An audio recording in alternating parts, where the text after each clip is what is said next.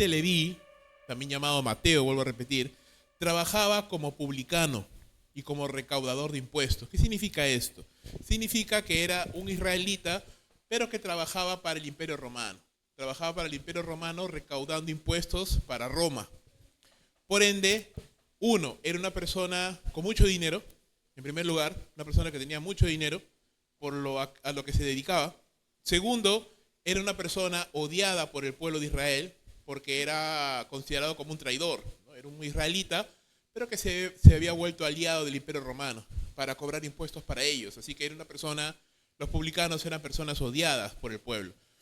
Y lo tercero, ya hemos visto, tenía mucho dinero, una persona no muy popular, era odiada por la gente. Y tercero, normalmente estas personas eran personas inmorales, ¿no? Debido a las pocas amistades que tenían con la gente y a la cantidad de dinero que tenían, normalmente eran personas que vivían de una manera muy inmoral.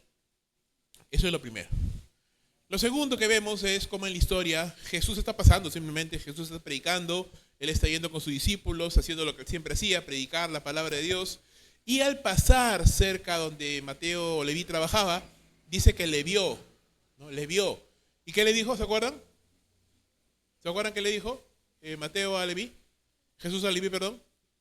Sígueme, ¿verdad? Le dio una palabra simplemente. Sígueme, nada más le dijo, ¿no? Ahora, cuando Jesús, y esta palabra la hemos encontrado, la vamos a encontrar varias veces en los evangelios. Jesús le dijo, sígueme a sus discípulos también. Y normalmente esa palabrita, sígueme, en los labios de Jesús, tenía una implicancia profunda. Es decir, significaba algo muy profundo. ¿Qué significaba? Por ejemplo, si usted mira en Mateo 10, versos 34 al 39, sígueme significa amarle a Él por sobre todas las cosas e incluso estar dispuesto a dar la vida por Jesús, ¿no? Jesús dice en Mateo 10, si alguien ama más a sus padres que a Dios, o más a sus hijos o a lo que fuera, más que a Dios, entonces no puede ser discípulo de Jesús. Es decir, sígueme significa amarle a Jesús por sobre todas las cosas. Él es el amor. No significa que no amamos a nuestros padres, pero Jesús es nuestro amor principal, el más grande. También Lucas 9:23 nos dice de que sígueme significa una vida de autonegación, ¿no? Jesús dijo allí en Lucas 9:23, si alguno quiere ser mi discípulo, dice, tome su cruz todos los días, sígame, ¿no? Entonces la idea de sígueme es una vida de autonegación, en la que constantemente estamos negándonos a hacer algunas cosas que queremos hacer, pero que no son adecuadas delante de Dios, y más bien queremos enfocarnos en hacer lo que es la voluntad de Dios.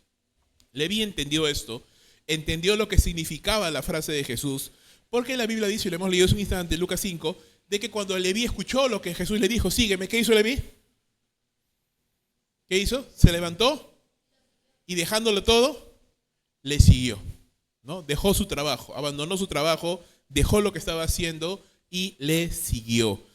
Leví más adelante se convertiría en uno de los 12 apóstoles de Jesús y en el escritor del Evangelio de Mateo, justamente, ¿no?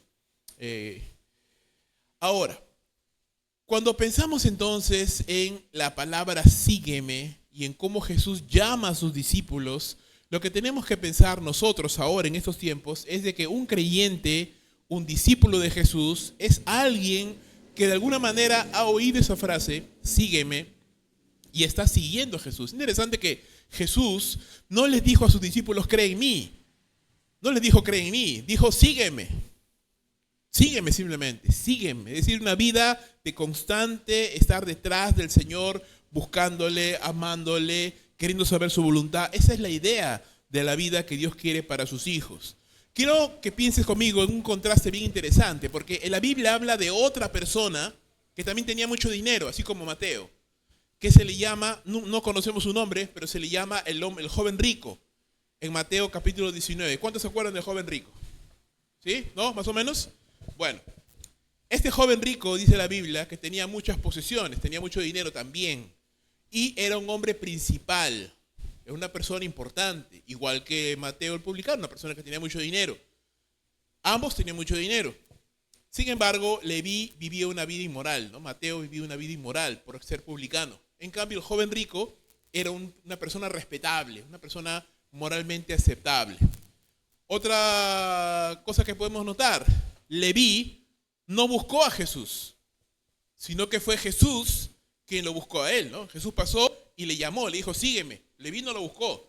En cambio, el joven rico sí vino buscando a Jesús.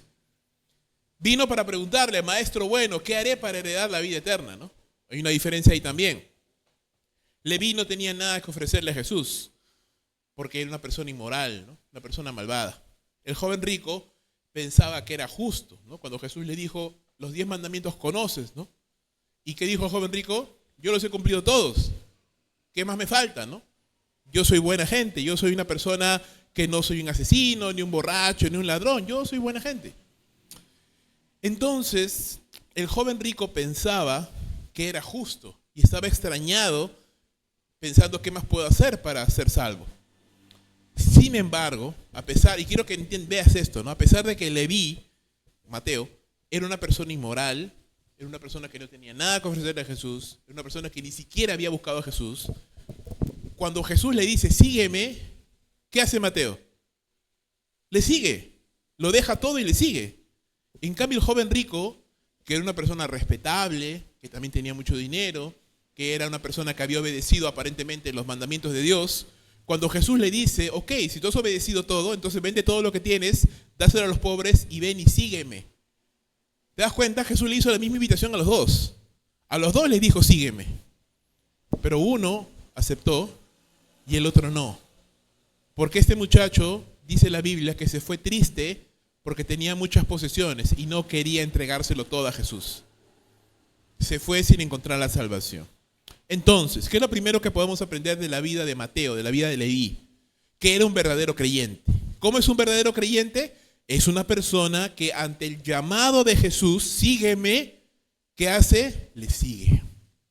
Está dispuesto a abandonarlo todo, abandonar su antigua vida, abandonar sus pecados, abandonar todo aquello en lo que confiaba antes, para simplemente confiar en Jesús y seguirle a Él todos los días. Esa es la manera como se ve un verdadero creyente. Alguien que constantemente está entregándose a Jesús. No solamente es alguien que alguna vez en el pasado hizo una oración, o que alguna vez en el pasado fue a la iglesia, o que alguna vez en el pasado dijo, sí, yo soy cristiano. No, es una persona que no solamente en el pasado, sino que hoy y todos los días de su vida está constantemente siguiendo al Señor y rindiéndose a Él.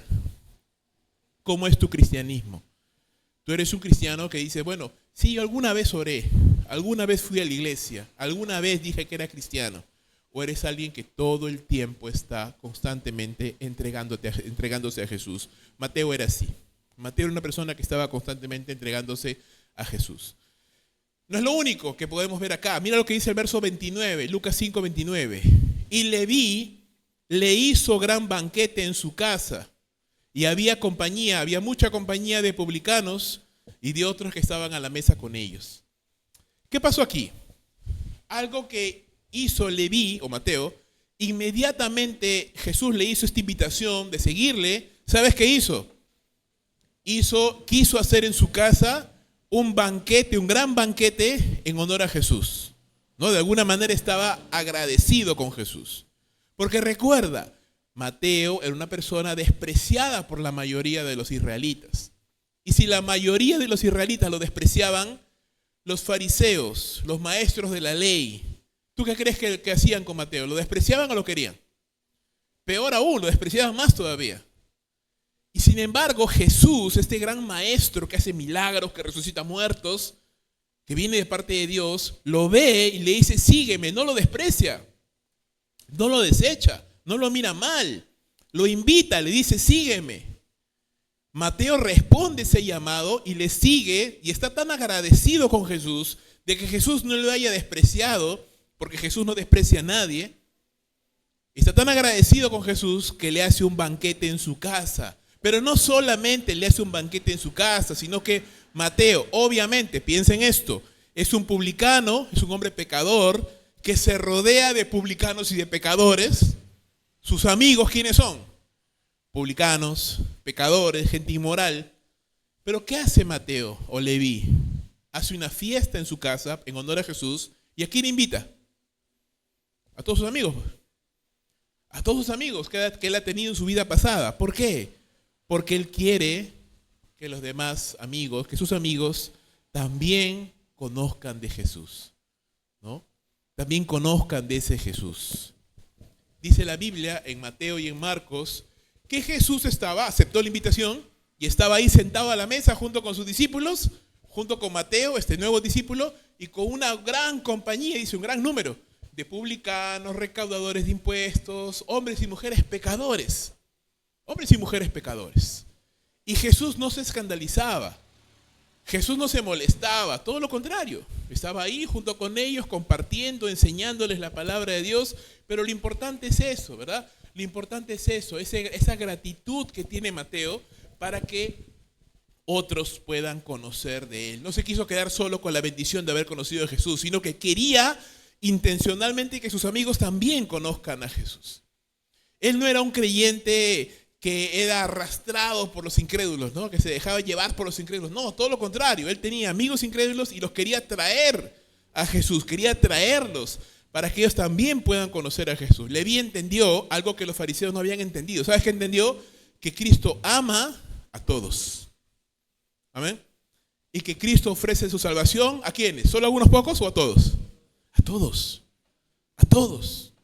Y Leví dice, si yo he recibido la salvación, si Cristo me ha aceptado a mí, si Dios me ha bendecido a mí, ¿cómo yo voy a dejar que mis amigos se pierdan?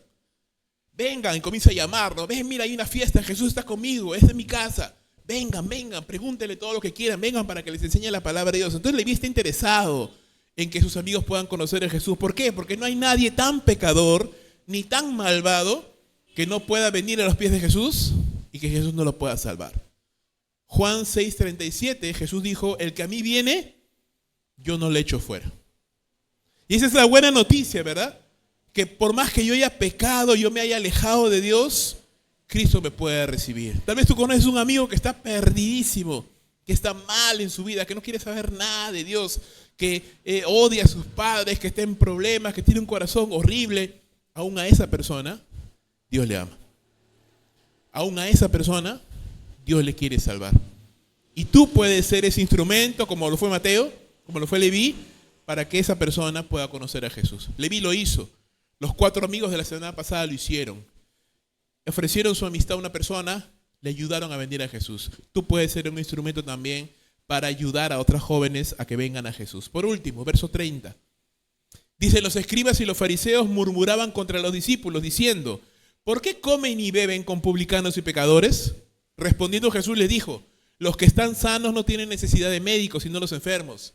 No he venido a llamar a justos, dice, sino a pecadores al arrepentimiento. Aquí en escena ahora, Lucas nos dice que aparecen otros personajes. Imagínatelo, ¿no? Una casa grande, porque Mateo tenía dinero, una casa grande, una fiesta, comida, música, un ambiente festivo, risas, la gente está riendo, está feliz. ¿Qué más pasa? Jesús está allí con sus discípulos comiendo, junto con Mateo y todos sus amigos, publicanos, prostitutas. Esa era la gente con la que se rodeaba Mateo. Y están ahí comiendo con Jesús. Y Jesús está aprovechando para hacer amistad con estas personas, enseñarles la palabra de Dios. Y por la ventana están mirando los escribas, ¿no? Los fariseos están mirando, claro, no están invitados obviamente. Y aunque los invitaran jamás iban a entrar ahí porque ellos se creían perfectos, ¿verdad? Ellos están mirando, ¿no? Y empiezan a criticar, a murmurar. Empiezan a decir, ¿cómo es posible, no? Pero son un poquito cobardes porque no atacan a Jesús directamente, sino a los discípulos. Critican a los discípulos. Pero criticar a los discípulos es criticar al maestro, pues. Entonces ellos dicen, ¿cómo es posible, no? Que coman con esta gentuza, con estos miserables pecadores. ¿Cómo puede ser posible? Dicen, ¿no? ¿Cómo Jesús permite eso? Y se escandalizaban, ¿no? Porque obviamente tú no comes con una persona extraña, ¿verdad? El comer es un acto social que tú haces normalmente con gente con la que tú tienes algún tipo de amistad. ¿Quién le gusta comer con gente extraña? Normalmente no, pues es algo que se hace con personas que conocemos, amigos, familia, etc. Jesús está comiendo con estas personas, estos se escandalizan. ¿Por qué? ¿Por qué se escandalizan? En primer lugar, porque en su dureza de corazón no podían entender que Dios ama también a esas personas. ¿Sabes cuál es el gran problema? Que a veces tenemos los cristianos, que a veces pasamos tanto tiempo en la iglesia que ya no queremos tener amigos incrédulos. O a veces conocemos mucho la Biblia ya, conocemos muchos versos bíblicos y pensamos que porque conocemos más versos bíblicos somos mejores que los incrédulos. Y a los incrédulos les miramos así como que ya con asco, o sea, como que no quiero saber nada de ti, ¿no? Porque yo soy una persona mejor. Y no nos acordamos de dónde Dios nos sacó. No nos acordamos de dónde Cristo nos sacó. Y nos olvidamos que esas personas, así como esas personas, así estuvimos un día nosotros también. Por si acaso, chicos, el conocer más versos bíblicos no te hace mejor persona. El que tú vayas a la iglesia, que puedas servir, que tengas una familia cristiana o que sirvas, a los ojos de Dios, tú no eres mejor que un incrédulo. Porque todos somos pecadores, amén. Nunca olvides eso, todos somos pecadores, todos. No vayas a pensar que porque tienes conocimiento, que porque conoces la Biblia, conoces versos, tú eres mejor que un incrédulo. No, no es cierto. Eso no es verdad. Porque Dios, así como te ama a ti, también ama al incrédulo. También le ama. Y los fariseos no entendían esto. Los fariseos pensaban que ellos eran mejores, porque no eran como él, no eran publicanos, no eran como este pecador. Y ese fue su gran error. Y ese fue el error también del joven rico, que pensaba que porque venía de una buena familia, tenía dinero, conocía la palabra y había aparentemente cumplido los mandamientos de la ley de Dios, era mejor. En cambio, este hombre, que no tenía nada, que era un pecador, cuando Dios le da la oportunidad, él la toma y es bendecido. Por eso que Jesús responde y le dice: los que están sanos no tienen necesidad de médicos, sino los enfermos. No he venido a llamar a justos, dice, sino a pecadores al arrepentimiento. ¿Qué significa esto? ¿Que hay personas que no necesitan de Dios? No. Todos necesitamos de Dios, amén. Todos. Pero no todos lo saben. Hay personas que piensan: no, yo no necesito tanto de Dios. Este chico sí, porque mira cómo está, su familia destruida, ni siquiera conoce versos bíblicos, ni viene a la iglesia. Él sí, pues es un pecador. Yo no. Yo soy bueno, yo tengo mi familia en la iglesia, yo conozco versos bíblicos. Cuidado, cuidado, porque eso es orgullo. Eso es orgullo. Y lo que estos hombres habían cometido era justamente ese pecado de orgullo, de pensar que porque ya tenían cierto conocimiento o cierta vida, y obviamente por su vida no estaban experimentando las consecuencias de otras personas, pensaban que eran mejores. Y no es así. Porque el pecado no se ve, no nace en las consecuencias. El pecado nace en el corazón de las personas. Jesús les dice estas frases: los que están sanos no tienen necesidad de médicos, sino los enfermos. No he venido a llamar a justos, sino a pecadores al arrepentimiento. ¿Por qué? Para darles la idea de que la salvación se ofrece y es aprovechada a aquellos que se dan cuenta que tienen necesidad de Dios, no a los que no tienen necesidad. Hay personas que te dicen: no, yo no necesito a Dios. ¿Ok? Si tú piensas que no lo necesitas, ese es tu problema, hermano. Pero sí le necesitas, solo que no te das cuenta. Espero que no sea demasiado tarde para que te des cuenta de que sí le necesitas. Porque todos le necesitamos. Aquel que no ha conocido a Jesús necesita la salvación. Y aquel que ya conoció a Jesús también necesita a Dios. Porque ni tú ni yo estamos lejos del pecado, ni estamos exentos de haber cometido pecado. Leví pudo encontrar la salvación. ¿Por qué? Porque él reconoció su necesidad. Porque cuando Jesús le dijo: sígueme, él no puso objeción. Él dijo: Señor, te sigo. Lo dejo todo. Sí, yo fui un pecador, yo fui un publicano, fui un inmoral. Dejo esa vida para caminar ahora siguiéndote. Así como Jesús te hace ese llamado hoy. Yo no sé qué habrás hecho. Solo Dios lo sabe, hermano. Solo Dios lo sabe. Pero lo que sea que hayas hecho, Dios lo puede perdonar. Pero ¿qué te dice Jesús? Sígueme. Sígueme. A partir de hoy, sígueme. Todos los días de tu vida, sígueme. Sígueme en la palabra, sígueme en la oración, sígueme en la obediencia. Los fariseos y los escribas nunca pudieron encontrar la salvación. Y eso es triste. A pesar de que conocían la Biblia, conocían la ley, conocían muchas cosas, pero no pudieron encontrar la salvación. Y eso es lo terrible, hermano. Ellos estaban ahí cerquita a Jesús, lo veían todos los días. Conocían la ley, tenían buenas vidas, tenían dinero, pero se fueron al infierno. ¿Por qué? Porque ellos pensaban que no necesitaban a Dios. Ellos pensaban: no, yo conozco la ley. Cuidado, el que conozcas la palabra de Dios no significa que conozcas al Dios de la palabra. Tú puedes conocer la palabra, pero no conoces al Dios de la palabra. Cuidado. Yo puedo decir: no, mi familia es cristiana. Y eso no significa nada. No, que yo sirvo en la iglesia. Y eso no significa nada tampoco. La única forma por la que somos salvos es a través de la fe en Cristo Jesús. Cuando yo le sigo todos los días de mi vida. Y eso es lo que Cristo quiere hacer. ¿Lo hizo con Leví? Lo puede hacer contigo también. Amén. Así que, ¿qué aprendemos de esta historia de Leví? Cristo te está llamando. Hazle caso. Síguele. Deja lo que tengas que dejar. Abandona el pecado que tengas que abandonar y síguele. Porque un verdadero creyente es aquel que constantemente está negándose a cosas con tal de seguir a su maestro. Segunda cosa que aprendemos. Si Dios te ha bendecido, si Dios te ha salvado, sea agradecido con Dios. No solamente obedécele, no solamente hónrale como lo hizo Leví. Invita a otras personas que tú conozcas, amistades, familiares, que no conocen a Jesús. Lo pueden conocer también. Haz lo que hizo Leví, tráelos, invítalos para que ellos también puedan conocer a Jesús. Tercera cosa, no pienses que ahora que eres creyente, eres una mejor persona que aquel que no le conoce.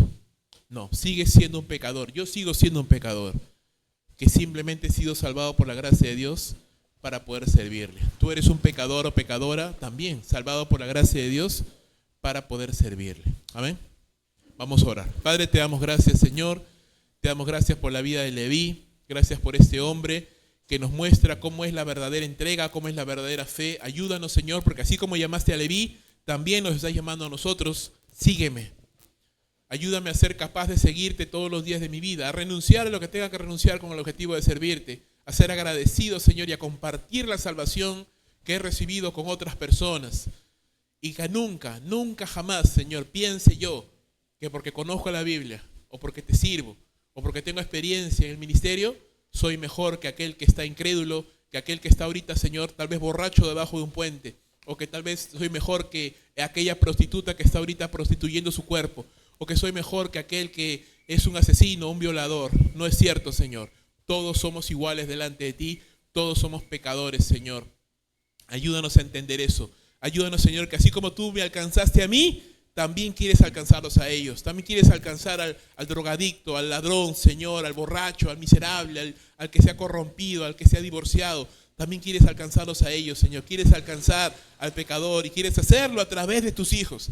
Ayúdanos a sentir misericordia y compasión, Señor, y a poder compartir la salvación con aquellos que no te conocen. Y si hay alguien aquí en este lugar que aún no ha entregado su vida a ti, Señor, hazle oír, Señor, por medio de tu Espíritu Santo estas palabras: sígueme.